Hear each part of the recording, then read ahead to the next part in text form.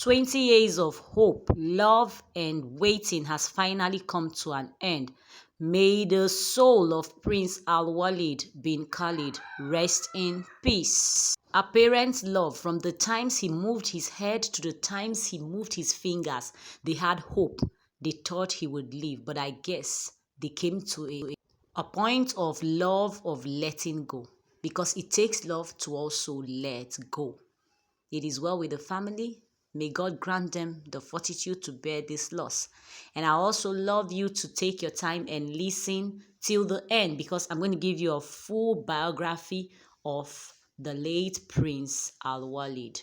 May his soul and the soul of all the departed rest in peace. So enjoy his biography. Thank you. Powerful families in the world.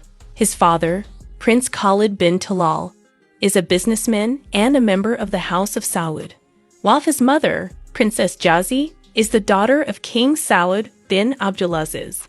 Prince Alwaleed was named after his uncle, Prince Alwaleed bin Talal, the famous businessman who was once the seventh richest man in the world. Alwaleed grew up in a traditional royal environment. Like most Arab princes, he had many opportunities that few other children had. He loved playing sports and had 2 karate belts by the time he was only 4 years old. He also enjoyed horse riding and car racing. At 16, Prince Alwaleed's father sent him to a military college in London to receive formal training. Prince Khalid hoped that this training would help his son become a responsible, confident, and capable person, preparing him for the roles he would need to take as part of the royal family. However, fate had a cruel twist. In 2005, at the age of 18, Prince Alwaleed was involved in a devastating car accident. He was driving at high speed with 2 friends when the crash occurred, causing severe injuries and leaving him in a deep coma. On the day of the accident, his father had a feeling that something bad might happen and didn't want to let him go out that night. However, Prince Alwaleed, along with his 2 friends, convinced his father, and eventually he gave his permission. After the accident, the prince briefly woke up and asked, "How are my friends doing?" before falling into the long coma. Fortunately, his friends were okay after the accident. Prince Khalid was thankful that his son, a kind and selfless young man, was the driver. He believed that Alwaleed couldn't have lived with the guilt of harming his friends. After the crash, a team of medical specialists, including 3 American doctors and 1 Spanish doctor, was brought in to try to stop the bleeding in his brain. Despite their efforts, Prince Alwaleed remained in a coma. Medical experts initially predicted he would not survive more than 72 hours, and it was announced that he had passed away once the medical machines were turned off. Prince Khalid faced a painful decision. Should he keep his son on life support or let him go? In the end, he said, "Who am I to take his life? If God had wanted him to die in the accident, he would have been buried already." He added, "Whoever kept him alive all these years is able to heal and cure him."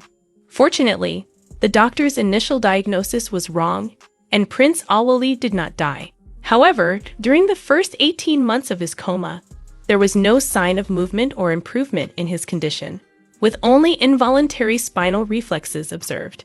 Despite this, Alwaleed's family never gave up hope. They stayed by his side, often speaking to him as if he were awake, keeping him informed about events and updates in their lives. Remarkably, a turning point came when Alwaleed began breathing on his own for 3 months without the aid of a mechanical ventilator. This small yet significant improvement inspired hope among his family and medical team.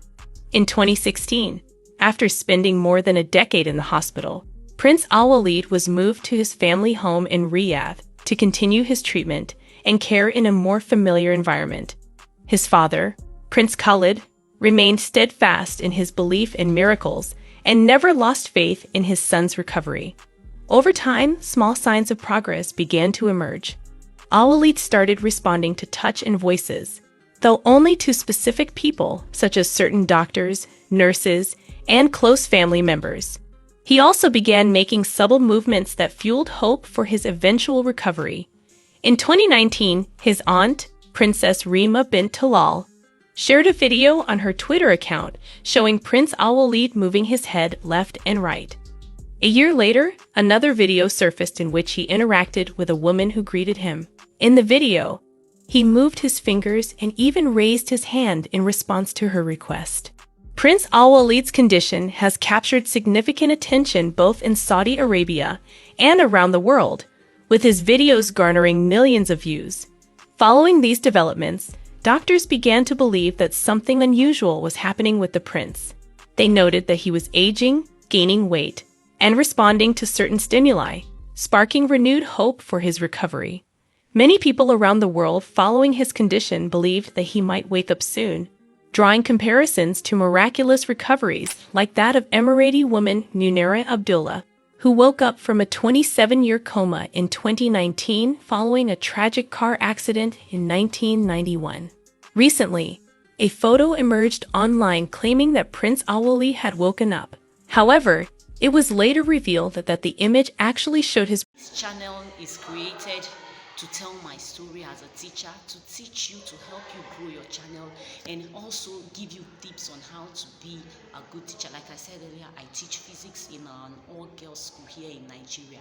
So this is the time where you click the subscribe button, because I'm sure you would love to follow this channel for more beautiful stories on growth and self-development.